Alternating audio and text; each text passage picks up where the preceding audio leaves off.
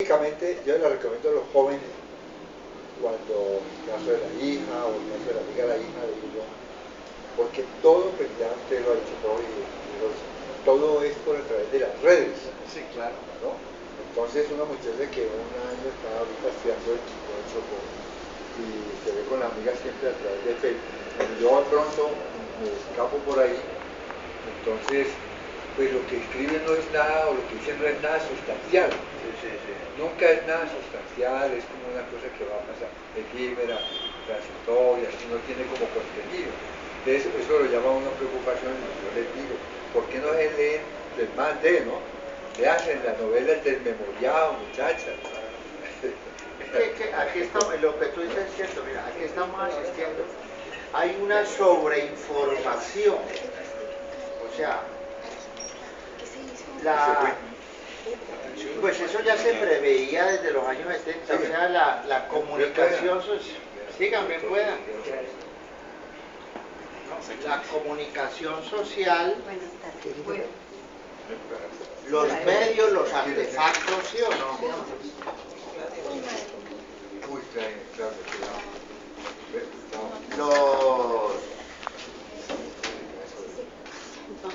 o sea, la gente, por ejemplo, los padres nuestros tenían solamente un radio, ¿no? Un radio Philips, ¿sí o no? Porque en esa época, antes de 1955, no había la televisión, ¿sí? ¿Ya? Y recuerdo que recogían onda corta y onda larga, ¿no? Y para coger, pues, Radio Habana, Cuba o una emisora norteamericana, eso era un problema, ¿no? O sea, la información era muy escasa, ¿ya?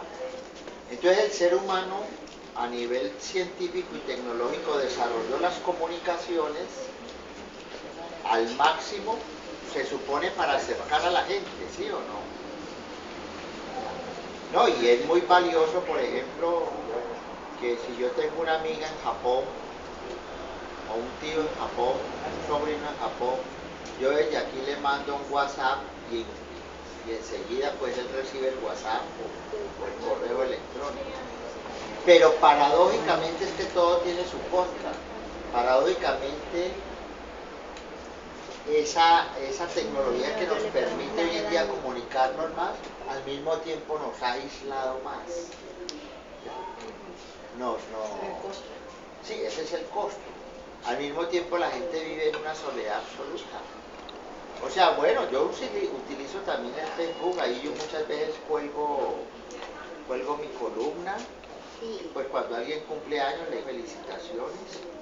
No opino demasiado, porque no viene una jauría de seres fantasmagóricos que yo ni siquiera los conozco y hacen conmigo una masacre virtual. Yo ya me he dado cuenta de eso. ¿Ah? Bueno, pero yo digo, por ejemplo, las personas, yo conozco personas que están 18 y 20 horas metidas en Facebook, que incluso el psiquiatra les ha recomendado que después de las 9 de la noche no pueden. Entonces, de alguna manera, son personas muy solas, ¿no? Bueno, ¿para qué también sirve tanta información? Porque estamos sobresaturados de información. Pero ustedes saben que la información, toda información se mueve siempre en niveles superficiales, ¿sí o no? ¿Ya? Y nos interesa es ahondar más, nos interesa es ser mucho más reflexivos, mucho más profundos, mucho más. Por eso les digo que todavía uno no sabe qué va a pasar con estas generaciones, de alguna manera analfabetas en lo cultural, ¿no?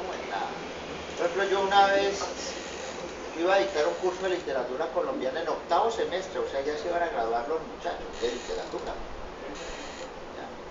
Y les pregunté, ¿quién ha leído a García Márquez? Y levantaron la mano dos estudiantes y dijeron, yo vi Crónica de una muerte anunciada. Le dije, no, es que no estamos en comunicación social, estamos en literatura. ¿Usted leyó Crónica de una muerte anunciada? ¿Usted leyó 100 años? Ah, no, profe. Entonces le dije, pues es como que un médico no estudia medicina y no ve anatomía, o un joven estudia matemáticas y no ve cálculo. Entonces, yo creo que, o sea, la novela de alguna manera cuestiona ese mundo, ¿no? Le hace preguntas a ese mundo en el que todos estamos metidos, en el que todos estamos metidos. ¿Ya? Y ni qué decir de las relaciones afectivas por internet, yo no sé, ¿no? Yo conozco una vecina, se separó del marido después de los 50 años, un error que uno no debe cometer. No, no, de verdad, después de los 50 años usted no puede ni divorciarse, ni salirse de su trabajo, porque, ni salirse del sábado literario. ¿Sí o no, Danilo? Mira, uno después de los 50 años no puede ni divorciarse, ni renunciar al trabajo, ni renunciar al sábado literario, porque joder. ¿Ya? Esta señora pues tenía 55 años y se separó. Claro, y había vivido toda la vida pues con un marido, eso fue muy fregado, porque las costumbres, ¿no? Y entonces se ha dedicado a meterse en nuevos portales de solos y solas. Y eso le han salido unos fiascos. Entonces ella se llama Ciela, mantiene con un nombre angelical. ¿Ya? Que como si le hubiera puesto el Papa Francisco, Cielo. Entonces yo le dije, Cielito, conseguir un ser humano de carne y hueso. No te consigas un fantasma. Entonces casi todos los tipos que se han conseguido son mitómanos. ¿Ya? Y todos son arrancados, pues sí. Un matrimonio, pues no tienen plata. Ellos buscan estabilidad financiera. No, claro, entonces, pero entonces hay una mitomanía, hay una, ¿cómo te dijera? El discurso de la simulación. Yo quiero ser otro. Entonces el tipo le muestra unas fotos en Facebook. Hace Masuera con Manzanilla. Eso es lo que hace Masuera. Claro, lo que hace Masuera, que es un falso pintor, etcétera, etcétera. Y ella se embarca pues en esa relación. Ahora, por supuesto que, no, o sea, no hay que desdeñar, la tecnología ha servido mucho, por ejemplo en la ciencia médica uno no puede decir que ha avanzado supremamente, hoy en día a ti te están operando y están viendo el estómago en un monitor. La paroscopia. Mira, yo me estaba quedando ya ciego, yo con la miopía, yo ya leía con gafas y con una lupa, y entonces yo dije, no, pues terrible, cualquier parecido con Borges es pura casualidad. ¿Ya? Y me hicieron una operación hace como un año, ¿ya? Me introdujeron, o sea, un lente interno en el ojo, ¿ya? Eso es, ¿no? ¿Ya? Esa operación se la hacen a las personas que sufren de catarata. Se me quitaron la catarata, ¿a ti te la hicieron? Los dos ojos, sí. No, por eso. Y te ponen un ojo para mirar de lejos y otro para mirar de cerca. Y yo hoy en día, mira, entonces yo ya puedo leer la letra menuda, buenísimo. Pues para un lector como yo necesito tener unos buenos ojos. Y el médico, o sea, el médico todo eso lo había programado por computador. Entonces, claro, eso ha avanzado. Lo que pasa es que el ser humano es muy... No, yo cuando salí, cuando ya me quité pues esas cáscaras de huevo que le ponen a uno en los ojos, ¿cierto? Y yo miré, yo dije, uy, como que Dios se acordó y lavó el mundo, porque veía todo limpio. Sí. Y empecé a verle todas las opacidades a mis amigos, ¿no? A todos los defectos. Y las mujeres que se creían lindas, yo ya les veía... les veía pues, patas de avestruz. Y les veía una serie de pelos incipientes por aquí que antes no les veía. Voy a tener que cambiar mi discurso, porque antes les decía yo, hola, eres muy bella. Y dije, parezco un escritor barroco, ¿no? Yo solamente al final decía, eres mucho mejor. Y después de que lo operaron ya no eres. No, claro. Entonces la tecnología ha avanzado mucho. Ahora, ¿cuál es la situación? Que el ser humano está cansado. O sea, ya se puede cambiar todo, ¿sí o no? Sí, que venía la no, hay trasplante de hígado, trasplante de corazón, trasplante de riñón. Hay de todo. Y al 2068 el hombre está usado que ya los clones están haciendo el papel de las... Eso, los clones, los robots. Están trabajando en la casa. Ahora, hay una falsa teoría que siempre se ha pensado de que la literatura de ciencia ficción, desde Julio Verne para acá, ¿no? Te aísla de la realidad. Mentiras, esta novela con mayor razón nos está poniendo en la realidad, o sea, al ser humano lo único que le falta es copiar o clonar exactamente el cerebro humano. ¿Ya? Entonces eso, no, entonces ahí sí ya vendría la desaparición del ser humano, ¿no? Vendrían, por ejemplo, los clones, ¿no? Entonces, la ciencia siempre ha servido para hacer bien o para hacer el mal. Depende del uso que tú le des a la ciencia. ¿Sí o no? Acá, a la izquierda. Esta es mejor. Por ahí. ¿Ya? Entonces, sí, ya es el mundo de los robots, de los clones, ¿no? Entonces ahora, yo sí pienso que la literatura va a empezar a tomar ese tema, con toda seguridad, ¿no? Porque claro, uno ya está muy cercano a todos esos dispositivos, ¿no? Uno todo el tiempo está, ahora, ¿qué pasa entonces con el hombre? Y también qué pasa con el arte y la literatura, ¿no? Y las nuevas tecnologías, ¿qué pasa? Es decir, seguiremos soñando, digámoslo así, seguiremos produciendo. Yo sé que se sigue produciendo poesía, que se sigue produciendo literatura, etc. Pero también el arte y la literatura, digámoslo así, o sea, el rol del autor ha cambiado. O sea, hasta el siglo XX el autor era como Dios. ¿Ya? En cambio, hoy en día eso también se ha desacralizado. Se ha desacralizado y entonces, o sea, el arte y la literatura se ha convertido como en una práctica, pero para unas minorías. O sea, esos viejos tiempos maravillosos, cuando todo el mundo tenía como referente a Borges, o como referente a Julio Cortázar, esos tiempos ya no van a volver. ¿Ya? O sea, el ser humano, al autor también se lo fragmentó, se lo minimizó. Ya el autor no es como Dios, como en el siglo XIX, ¿entiendes? Y ahí van a sufrir mucho los escritores que quieren ser famosos. Claro, porque... Pero de pronto en el futuro el ser humano siempre es un ser de añoranzas y siempre vuelve a traer del pasado todo aquello que lo hizo feliz. Entonces yo pienso que eso de pronto es una sentencia que tú estás, de acuerdo a lo que tú estás viendo para el futuro, como muy definitiva. No, sí. No, yo pienso una cosa, que mientras exista el hombre, van a haber historias. Y entonces si hay historias, hay literatura. ¿Entiendes? Pero lo que yo estoy diciendo es que el rol ya protagónico no lo va a tener el autor. Eso lo digo un poco más gracioso. O sea, ya va a ser para unas inmensas minorías, mejor dicho, en ese sentido.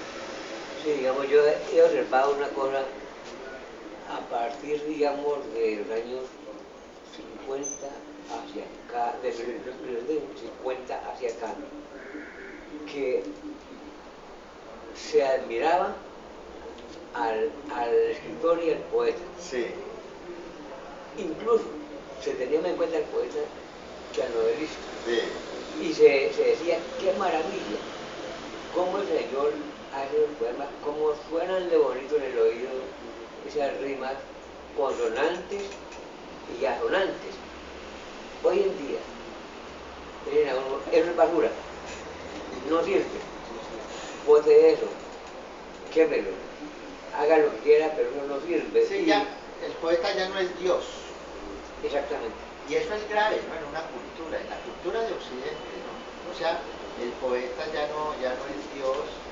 ¿Por qué razón? Porque la palabra se democratizó, pero se democratizó a través de los medios de comunicación hasta vulgarizarse, si se quiere. Porque hoy en día, mira, hoy en día, digámoslo así, hasta los necios opinan sobre todo.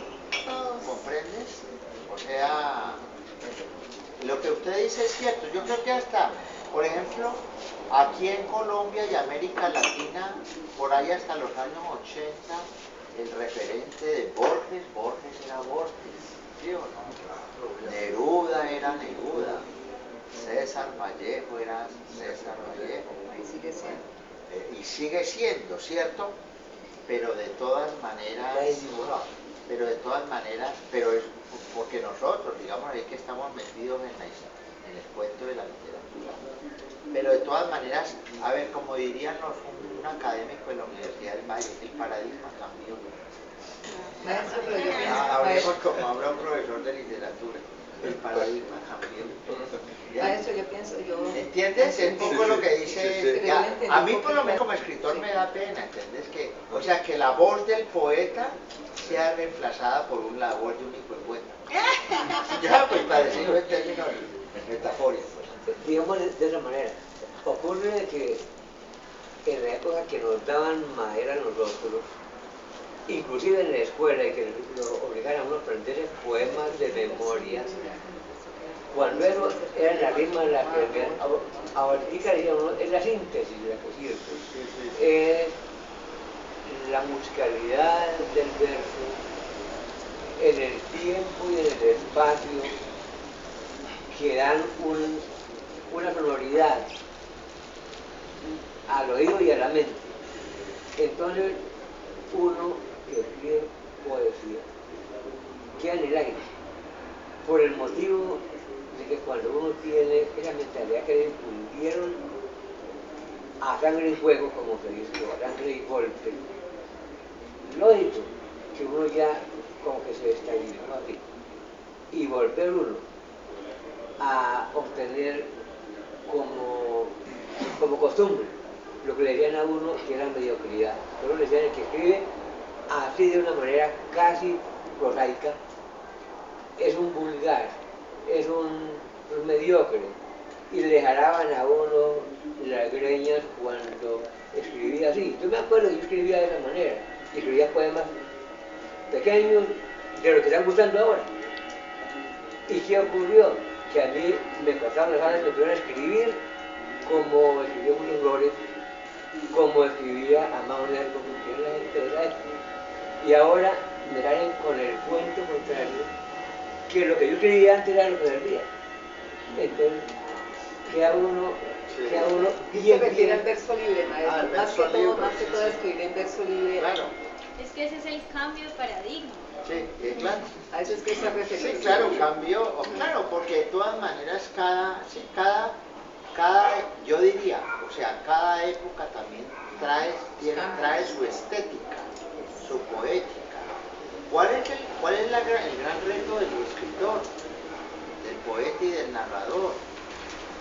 Mantenerse vivo, mantenerse vigente, y no es fácil. No, es que no es fácil mantenerse vigente, ¿ya? O sea, mantenerse vigente. Miren, y eso pasa con los músicos. O sea, las toneladas de músicos. Mejor dicho, hoy en día hay hasta grupos que son desafinados, que ni saben tocar, no, de verdad. Eso cualquiera.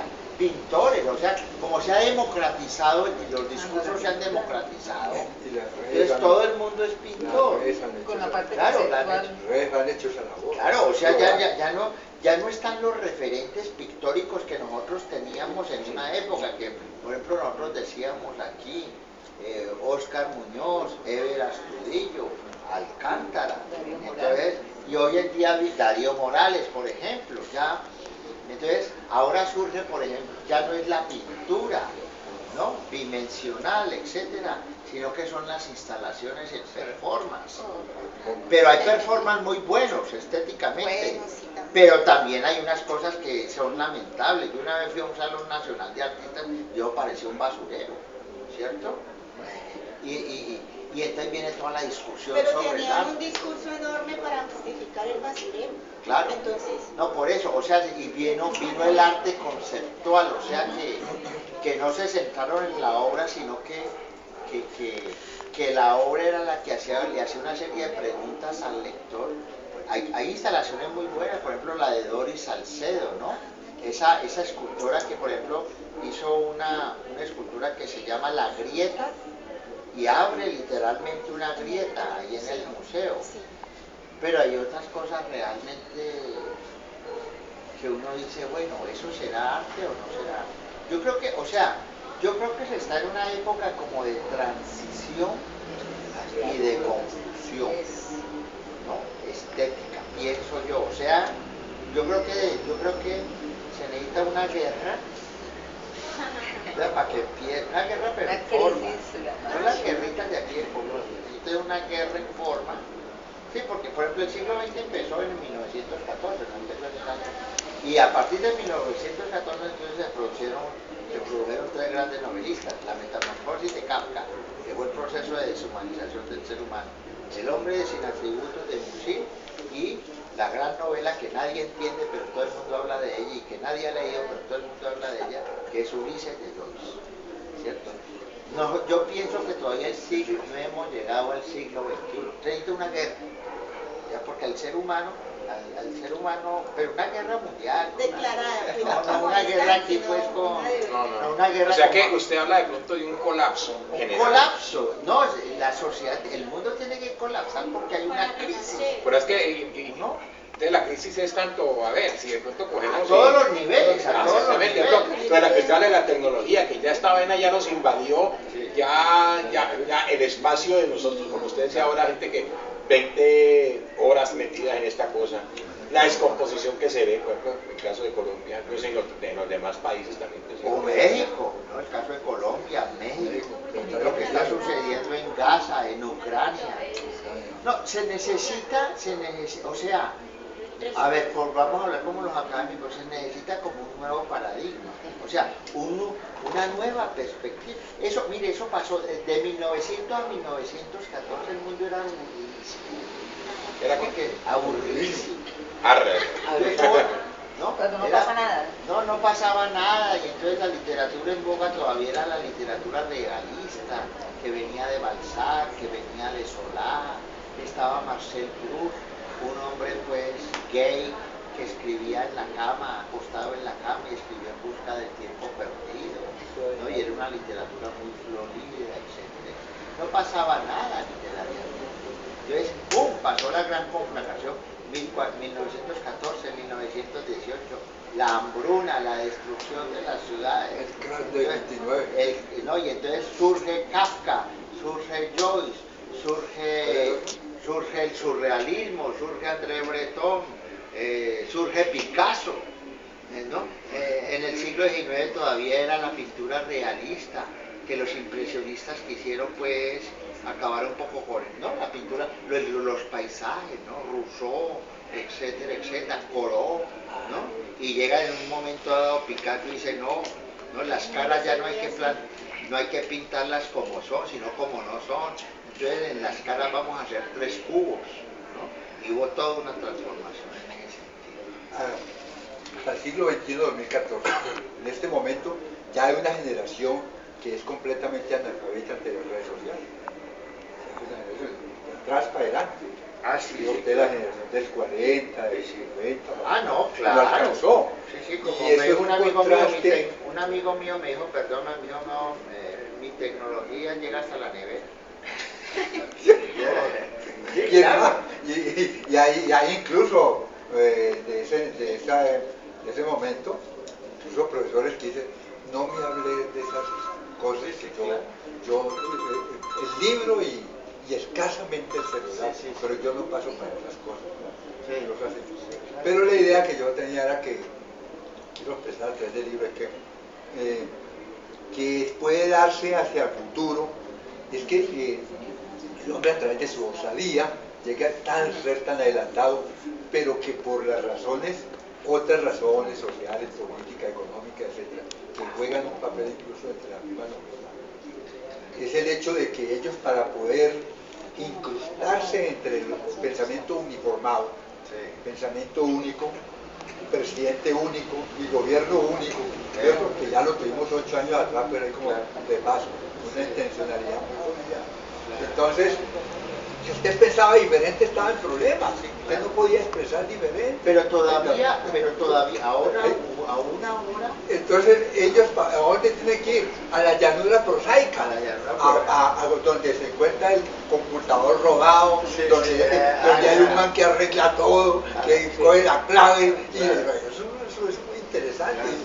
Sí, hay una diferencia entre lo que es como que es Bogotá y el resto del país. O sea, Bogotá es la montaña mágica donde todo es perfecto. Todo es perfecto, ¿ya? Y el resto es la llanura prosaica donde el mundo funciona a medias. Y donde también eso sirve. Eso sirve, porque le dicen, si usted ya no tiene... Pero eso es lo que está sucediendo. O sea, en la vida real, o sea, cualquier parecido con la realidad es pura coincidencia. Y ahorita lo decíamos, Marcelita le dice, ay Piti, pero ¿para qué regresamos allá?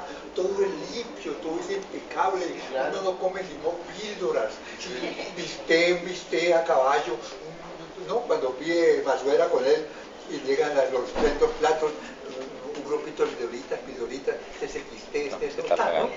Y hacia allá vamos a llegar. Aquí regresamos, aquí como que es bueno, aquí aquí como que todavía hay vida. ¿No? Interesante esa. Claro, eso es una metáfora espacial muy interesante, que se está viviendo. O sea, en las grandes ciudades, ¿qué es lo que sucede?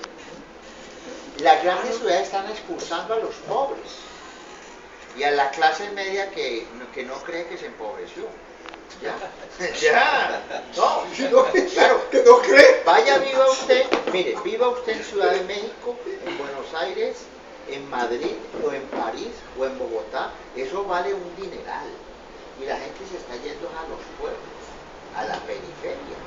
Y eso va a pasar también aquí en Cali. Yo ya tengo amigos que viven en la Buitrera. Y que están ya, porque dicen, ve, ahí yo no pago la administración. El agua es mala, pero es más barata. ¿Sí o no? La luz es mala, pero es más barata. ¿Sí o no? Y mi mujer también está barata. ¿Sí o no? Porque mantener una mujer, por ejemplo, en la ciudad es un problema. ¿No? ¿Por qué razón? Porque muchas mujeres, yo no digo ustedes porque ustedes son poetas, pero todas las mujeres quieren estar en antes las mujeres querían estar frente a un espejo, ya no. Quieren estar en un centro comercial y eso cuesta dinero. ¿No? Entonces, es ese desplazamiento entre el centro y la periferia que se vive de alguna manera. Y que el centro quiere ser perfecto, políticamente correcto. ¿Ya? Entonces, es eso la llanura. Pero uno puede pensar diferente entre otras cosas. Claro, no, porque ¿qué es lo que está pidiendo el capitalismo salvaje, el capitalismo globalizado? Esta homogenización no solamente en la forma de vestir y en las comidas, ¿sí o no? Porque, mira, si tú vas a España, allá hay Estudio F, ¿sí o no? Allá hay crepes and waffles, ¿no? Y también están las hamburguesas del Corral. Y ni que se diga de McDonald's, pues McDonald's está en cada pueblo del mundo. Ya llegó su pueblo, ¿no? ¿Ya? O sea, ya no tiene sentido viajar, como una vez un amigo me dijo, ¿no? Mira, fui a Buenos Aires y me cargué 10 botellas de vino y 5 se me estallaron en el avión. Le dije, pendejo, ¿vos te fuiste a comprar vino a Buenos Aires? ¿Por qué no lo compraste en Carrefour? Que ahí te llegan todas las marcas. ¿Sí o no? O sea, el mundo estandarizado, el mundo homogeneizado, todo el mundo usa que las marcas pues tradicionales, Lacoste, ¿cierto? Nike, etcétera, etcétera, ¿cierto? O sea, viva la homogenización, viva la estandarización, pero también eso va hacia el pensamiento y las ideas. Viva la homogenización. Mire, ¿sabe qué está pasando, por ejemplo? Tú, y aquí en Cali, que es terrible, donde no se acepta la crítica, tú piensas de una manera diferente y eres estigmatizado. Por ejemplo, a mí me acaba de pasar. Y a mí también. Mira, no, a mí me acaba de pasar en esa última columna que dice Cali derrumba y la cultura se derrumba. El Tiempo la puso un día y seguramente llamó Mariana Garcés y ahí mismo llegaron y hablaron con Roberto Pombo del Tiempo y esa no la colgaron en el historial que yo tengo de columna, la quitaron, o sea, hay una censura. sea, no se acepta la diferencia. Maestro. Ahora, yo el sumo, el tótem desde Monserrate. Claro, entonces quise llamar yo a ver qué era lo que había pasado. Y por poco no le quitan la Pero conservera. perro viejo late chao. Entonces dije, ¿cómo callado? Que me la cuelguen porque no me cuelgan del todo. Claro. Entonces no les dije nada. Les dije, mira, hubo un problema técnico, hablé con el técnico, porque es que no aparece mi última columna. No me contestaron. Hoy miré, no, ahora había censura. Yo no les dije, no, yo me quedo callado porque si no me... O sea, el pensamiento... pensar distinto es un peligro. Pensar distinto. O sea, porque ¿qué quiere la sociedad? Un pensamiento homogenizado. ¿Qué quieren de la cultura? Homogenicemos todo eso. Todos esos 5 institutos de cultura que hay aquí en Cali, ¿cierto? Y que sean autosostenibles. Yo no me imagino para ustedes diciendo metáfora caliente, metáfora caliente, metáfora caliente. Vendo poemas. Pero no te lo compran, pero te lo roban. Nadie lo compra. Pero te la roban. Sí, por eso. No, o sea, ellos lo que no entienden es que la creación poética, artística y literaria nada tiene que ver con el mundo de las mercancías. Y no es una mercancía, sino que es un producto muy exquisito y muy especial que le permite a los seres humanos ser mejores seres humanos. Eso es lo que entiende, eso es lo que... No, pues imagínate, por ejemplo, en la biblioteca, que sean autosostenibles. ¿Cómo van a...? Bueno, entonces empezarle a cobrar pues, a los poetas por la presentación de los libros, ¿no? Si los niños quieren ir a ver una película, entonces también hay que cuadrarles. O a la gente de la tercera edad que va a leer, entonces le dice, bueno, a 20.000 pesos la hora. No, que tanto se ilustró, tanto tiene. Y además uno no va a producir nada, escúchame que te diga, eso no le da ni para, no le da plata ni... O sea, lo que no entienden es que una sociedad necesita tener empresas, claro, por supuesto, necesita tener empresas para producir bienes materiales, ¿sí o no? Necesita bienes de consumo, etcétera, etcétera. Pero también necesita espacios donde se produzcan bienes para el espíritu, porque es que eso forma... Y es una paradoja, miren, hace unos años no estaban diciendo que vamos a hacer la gran manzana del saber, porque Cali se merece, y ahora no le quieren dar un peso, ¿no? Entonces lo más terrible de todo es el pensamiento homogéneo, ¿no? El pensamiento, o sea, todos... O sea, la sociedad nos quiere convertir como una sociedad de clones, ¿no? Como una sociedad, ¿verdad? Como una sociedad de... Sí, yo entiendo que además de pensamiento homogéneo también está jugando un papel especial en el pensamiento político, porque lo que no le conviene al sistema y al Estado dominante, o digamos a los gobernantes, que digan de ellos, eso no pasa en ningún medio de comunicación. Por ejemplo, una noticia que sea, digamos, real y concreta, como el caso del nieto mío que lo secuestraron en el Ecuador, y que allá no se puede hablar de... y que el Estado está en contra de un hijo mío. Eso que pasa allá también pasa acá. El Estado político en cualquier parte del mundo tiene que defender cierta ideología que tenga en el momento y cierto mangoneo, digamos. El que tiene sartén por el mango no lo va a entregar ni va a permitir que ahí caiga una migaja para alguien que se pueda beneficiar.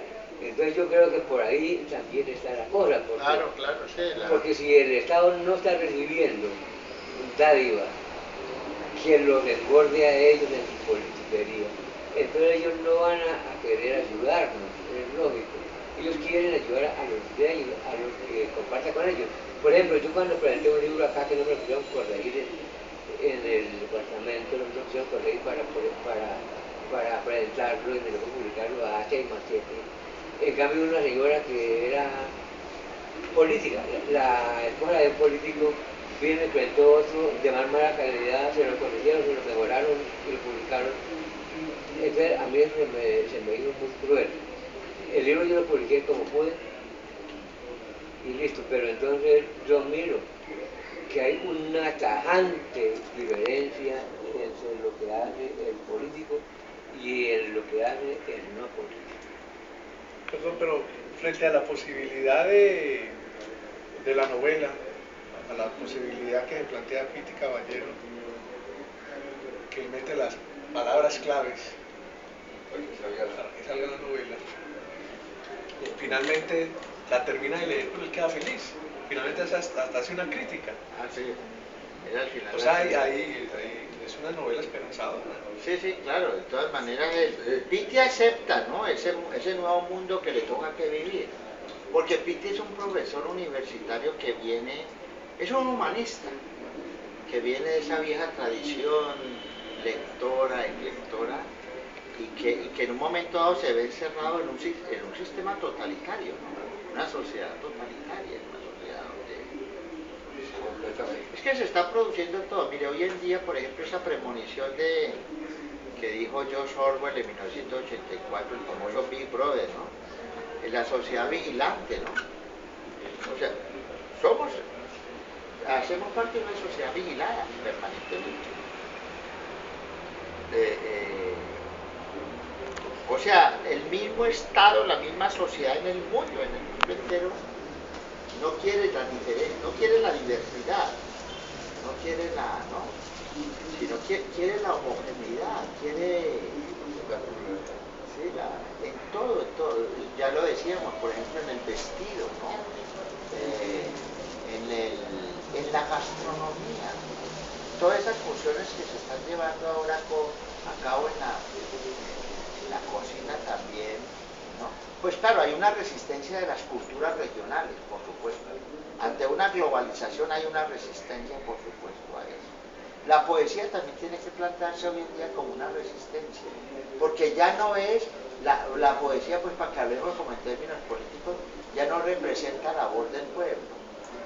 La voz del pueblo está en Facebook, donde habla todo el mundo, Raimundo y todo el mundo. Hágale a eso.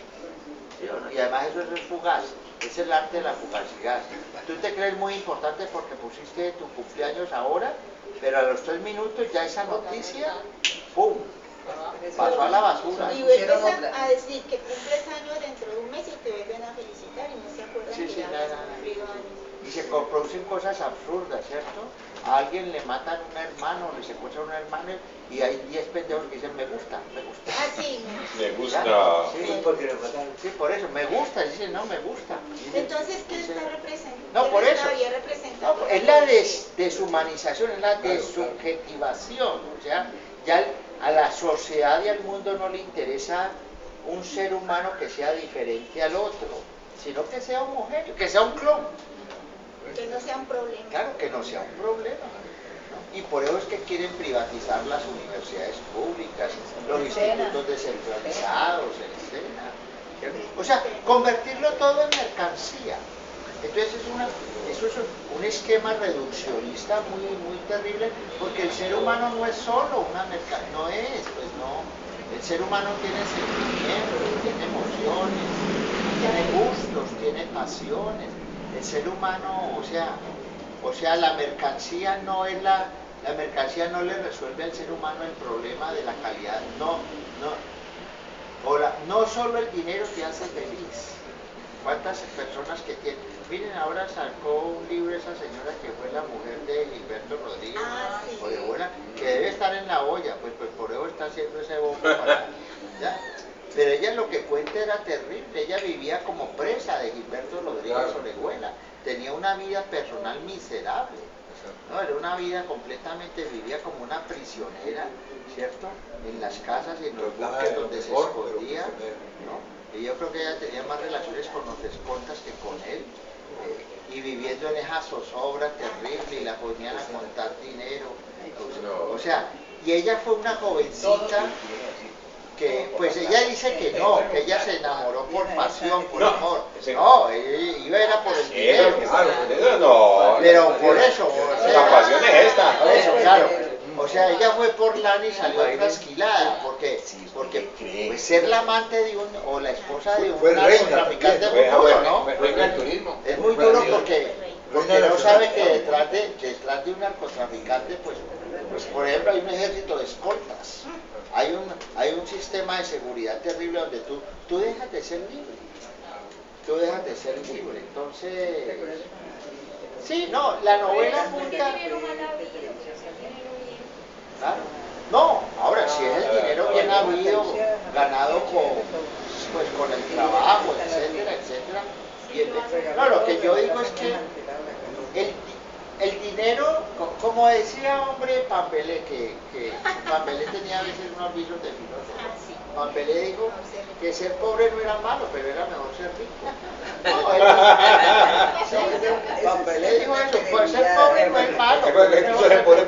No. Y cómo te digo yo, el dinero, si tú tienes, es mejor tener dinero yo no soy romántico, pues yo no soy poeta, no, o sea, es mejor tener dinero a no tenerlo, pues, claro. ¿Sí o no? Porque pues hombre, qué jartera pues, que uno llegue y salga y se quiera tomar un buen jugo pues de lulo, y no tiene absolutamente nada. Pues, una preguntita, maestro. Pero que el dinero no lo es todo, como se dice.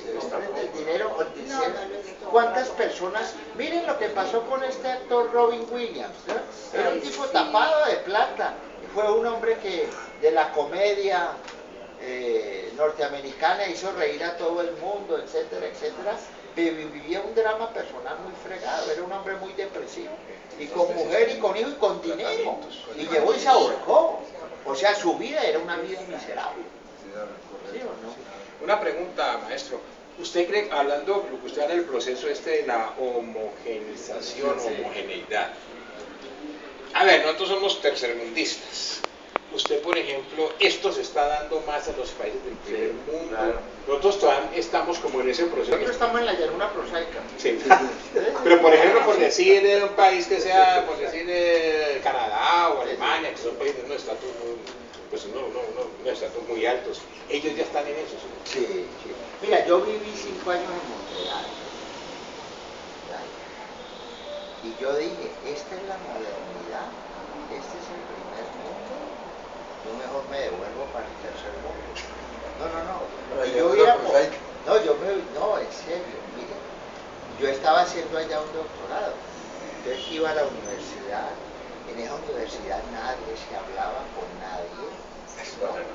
En esa, no, mira, te voy a decir, o sea, claro, pues Canadá son como los primos hermanos de los Estados Unidos, era una sociedad aséptica, individualista. Yo nunca había visto en el metro de Montreal tantos locos, ¿no? Porque aquí por lo menos los locos son felices, ¿no? Como calidosos, todo ese tipo de personas. Bueno, la soledad, miren, uno llegaba a la universidad, pues claro, ¿qué contacto social iba a haber en una universidad donde en septiembre cuando entrábamos al primer semestre, toda la gente de pregrado y posgrado, nos daban un folleto en inglés y francés, porque esa sociedad es bilingüe. Por ejemplo, frente al problema del acoso sexual, mira, había una frase que decía literalmente, todavía la recuerdo, si un hombre llega a mirar a una joven fijamente a los ojos por más de 30 segundos, así como te estoy mirando yo, y tú te llegas a sonrojar, esto no es poesía, y tú enseguida tienes que ponerle una demanda penal. Así es en Estados Unidos. No, pues, si eso se impusiera aquí en Colombia, todos estuviéramos en Villahermosa. Porque a mí, yo no solamente miro, sino que también las mujeres me miran. hombres y mujeres. Sí, aquí me miran las... No, de verdad. De verdad. Bueno, él tiene su tumbao. Yo no tengo ni tumbado. Bueno, no. Primero ese es un problema cultural Pero hay anglosajón. ¿Por De los qué eso? anglosajones. ¿Ah? No, pero Pero es que a mí me parece. No, pero era terrible. Mira, entonces yo estudiaba con unos amigos canadienses que eran profesores de bachillerato en colegios y me decían, yo, frente a ese tema del acoso sexual, por ejemplo, yo mi oficina, cuando atiendo a los estudiantes, la dejo abierta la puerta, porque ahí se puede producir un hecho de acoso. Hay una película, ¿no? Sí, hay una película. Donde la muchacha Y era una, explica. yo por ejemplo, entonces todo el mundo era metido en esos computadores.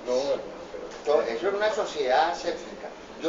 Fue la mejor época para mí, porque para no enloquecerme, yo me dediqué a escribir. Yo me dediqué a leer y a escribir. Entonces en esos inviernos yo llegaba y pedía prestado 10, 15, 20 libros y me los llevaba a practicar. Yo escribí como 4 libros ahí. Por eso es que yo le gané a Alejandro López y a Oscar Osorio, ¿no? Porque yo estudié de doctorado. Claro, yo no tenía nada más que No, pero hacer. yo no haría eso. Bueno, y si no va a un banco y entonces no a la cajera, vea, tanta gente Entonces, mira, entonces los latinoamericanos, la cultura hispanoamericana que es tan mirona, que todo el mundo aquí mira. Claro, mira. Y nosotros nos miramos a los ojos, porque eso viene de los árabes. Ya nosotros no miramos a los ojos. Entonces ya con ese antecedente, eso era un problema muy tenaz. Mira, a mí me pasó una cosa, mira, a mí me pasó una vez, a mí siempre me mandaban la plata desde aquí, pues que era una vaina también como muy poética, porque generalmente no llega plata de aquí para allá y no de allá para acá, ¿cierto? Entonces siempre me llegaba, y una vez la plata, yo no sé, se embolató el giro, ya dije, uy, me va a tocar comer nieve con manzana. Entonces mi mamá mandó un fax, era la época del fax. Se lo mandó a la secretaria del doctorado, era una señora muy querida, ¿no? Porque yo era como el raro, El diferente. Yo el raro, yo siempre decía morning, bonjour, bien duro, ¿no? Y todas vainas. Entonces ella era muy gentil, muy querida, y entonces me llamó a mi casa y me dijo, Monsieur Fabio, ella hablaba francés, me dijo, aquí le llegó un fax, era la época del fax que ya está en extinción, ¿ya? Entonces yo le dije, léame el fax, me dijo, no, yo no hablo español, le dije, pues, deletréeme, pues yo necesitaba a ver si decía dinero o plata. En esa época no me interesaba la poesía, ¿ya? Y entonces dijo, dinero, ¿ya? Entonces yo llegué, me fui corriendo porque con ese fax tenía que ir a reclamar a una oficina de esas de pago, porque había un número, ¿ya? Entonces yo llegué, entré a la oficina de Roxana y yo estaba emocionado, pues dije, no, pues llegó plata, ¿no? Porque andar sin plata es ilegal, ¿ya? Y entonces le dije a Roxana, pues muy espontáneamente, ay, pues, madre. le dije, Roxana, muchas gracias. La abracé y le di un beso. Ay, esa señora llegó y me hizo así. no, pues la fue el estadio. No, claro, terrible, pues, pero eso se hace acá.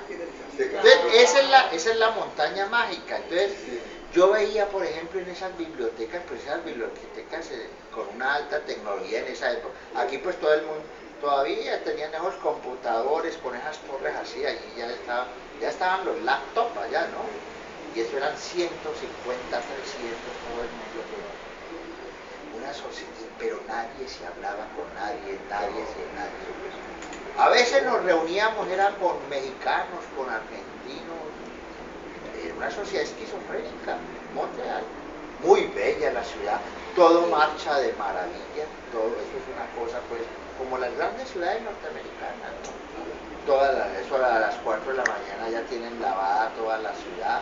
Todo el transporte urbano, el metro, ¿no? Pues, ¿no? Todo funciona, todo va bien sentado, todo el mundo recoge la caca del perro, todo el mundo, menos la caca de los árabes, ¿no? Todo el mundo va... Pero es una sociedad tan perfecta que yo dije, qué jartera, cartera porque es una sociedad también aséptica y ya es la sociedad de control de la que hablaba Foucault, o sea, la sociedad controlada por el tótem de Montserrat. Es que de alguna manera esa experiencia me sirvió también, o sea, todo era completamente vigilado y era una sociedad, mire, una sociedad, y se producían los grandes asesinatos a mujeres solas o a hombres solos, ¿no? Eran, son sociedades muy, ¿no? Es la sociedad del crimen también, del crimen selectivo y del crimen super. Entonces yo me dije, esa fue mi experiencia, o sea, yo me dije, pues París y España es muy diferente, ¿no? Porque son mundos latinos. El mundo anglosajón es muy difícil para uno, pues, ¿no? Para uno, porque es y esa sociedad eso funciona como un riel, pues, pero al mismo tiempo no hay vida humana, no hay. Quizás en verano un poco, como en verano se despierta. No se socializa. No, es muy difícil. Ya el individualismo es llevado al extremo. Entonces, la gente como digo yo, pues, para relacionarse, ¿cómo hará? No, es muy difícil. Allá la gente vive muy sola y le gusta vivir sola, ¿no? Vivir profundamente. Solamente, bueno, el mundo de los poetas, entonces a veces nos reuníamos en algunos cafés, ¿no? En algunos bares. Entonces yo tuve la posibilidad de quedarme. Me ofrecieron trabajo como profesor en varias universidades. Pero yo dije, pues... ¿En qué año, maestro? Eso fue en los años del 91 del 94 al 99. Ahora, hace como unos 15 años. Entonces yo dije, no, pues sí, que te ganas $100.000 anuales, todas las cosas. Los latinos eran horrorosos porque todos van con el sueño americano, entonces se vuelven terribles. Pues no, la diferencia entre vivir en Europa y vivir en Estados Unidos es muy grande, ¿no? Porque de todas maneras el mundo europeo es un mundo latino también, ¿no? Es un mundo de... Entonces yo dije, no, yo prefiero la llanura prosaica, porque allí la vida es imperfecta. No, eso era un problema, tú ibas conduciendo en un auto, pero eso ya está pasando también aquí. Eso ya está pasando. Toda esa cosa de las fotopuntas, ¿no? Todas esas cosas de todos esos retenes que ¿no? Eso es copiado en Estados Unidos. Eso es copiado. Uno, por ejemplo, yo me acuerdo que cuando tú cogías una carretera, tú tenías que estar pendiente. Pues sí, eso es muy bueno, porque evitas accidentes. Pero es el Estado. Yo siempre decía que allá el Estado se le metía a uno hasta en la cama, ¿verdad? A veces yo veía carros de patrullas de la policía, esos que uno ve pues en las películas, ¿no? En unas callejuelas. ¿Ya? En unas callejuelas. Entonces, yo le pregunté a una amiga mía canadiense, le dije, hola, Emanuel, ¿y ese carro qué hace allí? Dos policías allí, pues, ¿no? Ellos están esperando. O sea, el control que tiene el Estado y las fuerzas policiales allá es te marcan sobre el ciudadano. Por eso hay muchos latinos que se meten en problemas. ¿Entendés? Que se emborrachó y se hizo cualquier pendejada y está ya pues con ese uniforme zanahoria que le ponen a uno cuando, ¿no? Claro, porque claro, el latino pertenece a un código, el mexicano es desordenado, el colombiano, ¿ya? Entonces, ¿qué hacían en el paso? Yo decía, ahora, ¿y qué será? Y pues yo vivía ahí ¿no? En el tercer piso, ¿no? Entonces ella me dijo, mira, ellos están aquí, están mirando a ver si hay algún problema de violencia intrafamiliar, ¿no? Si el marido, pues bueno, eso es muy bueno. Entonces, eso es un pajarito. Me dijo, pero digo, y apenas hay algún problema, o sea, si el hombre le pega a la mujer, o la mujer le pega al hombre también, porque por allá las mujeres son más solas, ¿ya? O si un padre de familia le pega a su hijo, mire, si un padre de familia le pega a su hijo, ¿sabe qué pasa? Eso va a la corte. A la corte, sí. Y sacan al padre Sí. con esposas. Con esposas. Así Y es. le toman fotos. Y le toman fotos. O sea, es la sociedad de Una sociedad control. castigadora. Eso es una sociedad de vigilar y castigar. Ahora, nosotros vamos para allá, o sea, no, esta es una sociedad vigilada. Hoy en día, en todas partes hay, ¿ya? Mire, por ejemplo, ahí está el Big Brother todo el tiempo tomando nota de todo eso. ¿Ya? Ese hombre trabaja con la fiscalía. No, por eso te digo, vos entras a un centro comercial y todo. Ahora, eso es bueno en un sentido, ¿sí o no? Porque eso está evitando los robos, los atracos. Pero imagínense cuando la gente empiece a publicar esos videos, esas cosas, que ya se está dando en Facebook. Claro. Hecho por hombres o hecho por mujeres, ¿no? Una mujer le dice a un tipo desnúdate, o un hombre le dice ven te tomo una foto. Pues como ahora todo el mundo se volvió fotógrafo, ya la profesión del fotógrafo también se acabó. No. Entonces, ven te tomo unas fotos desnudo y el otro pues de narciso Ay. ¿no? Y a la semana lo llama y le dice, bueno, mal parido, ¿Cuánto hay? necesito que me deposite en mi cuenta 1 millón de pesos, porque yo te tengo unas fotos, ¿no? Y te las voy a mandar a tu mujer por foto. Ah, que no, entonces son 2 millones de pesos. Ay, ahora se vive en chantaje. Sí, eso se está. Yo por eso aquí no me No, pero, o sea, el mundo de la homogenización. Y en los sitios más inverosímiles están las cámaras. Yo por eso, vea, yo tengo una regla. Yo cada vez que entro a un baño de un centro comercial, yo hago así por si me están filmando. Yo hago así. No, hay que hacer el finger. ¿Sí o no? Porque hay una cámara allí.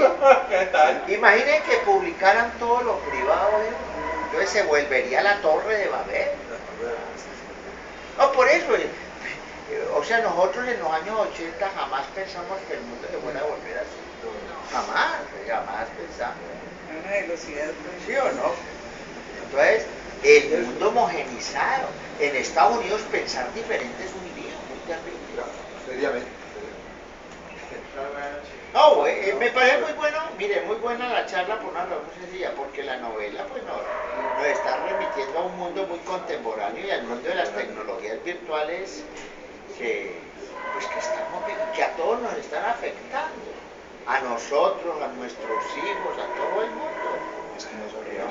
Hay un pasaje de la novela que también me gustó.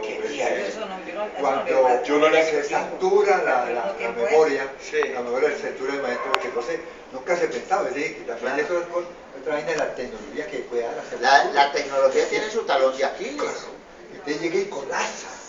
Y resulta de que la gente estábamos tan acostumbrados, nos hemos acostumbrado tanto a la tecnología, a la informática, Claro, que ya no sabía. que la gente salió descontrolada. Mira, no hay internet. ¿Qué hacemos? No hay comunicación, etcétera, ¿no? Entonces comienza a aparecer la llanura prosaica y aquel hombre que es un rebuscador de no, espera, yo busco y va apareciendo con los teléfonos y ahora años. Sí, claro. Por eso es que se vive el mundo del absurdo también. O sea, ¿usted no les ha pasado cuando a alguien se le pierde el celular? Ah, no, Eso es un drama personal terrible. O sea, no, es que es que te descolgara algo. porque ese es como la extensión de la mano de uno. Y tú no puedes vivir y la gente va a Movistar y a Claro, a esas oficinas, necesito que me lo reactive cuanto antes y hágame el favor. No. La gente se volvió dependiente de eso. Claro, La gente que no carga uno y no carga También hay tres. celulares. Carga tres. Claro. Claro, y si no está por el uno está... No, claro, esa parte de la novela es muy buena, se colapsó, o sea, claro, tiene su talón de aquí. Entonces la gente tuvo que volver a vivir, aprender a vivir como antes. Pues claro, eso es como, a ver, es como a uno le ha pasado, ¿no? Que tú estás en una finca con todas las comodidades y pum, se fue la luz. Entonces se va y vea, vaya, parta una leñita, pues allá. Vamos a hacer una fogatita. Eso. O sea, claro. Bueno, ahora, todos esos juegos yo los hacía en la novela deliberadamente, pues, ¿no? Claro, está bien. Y claro, cuando colapsa la memoria de Babel, la producción de niños aumenta.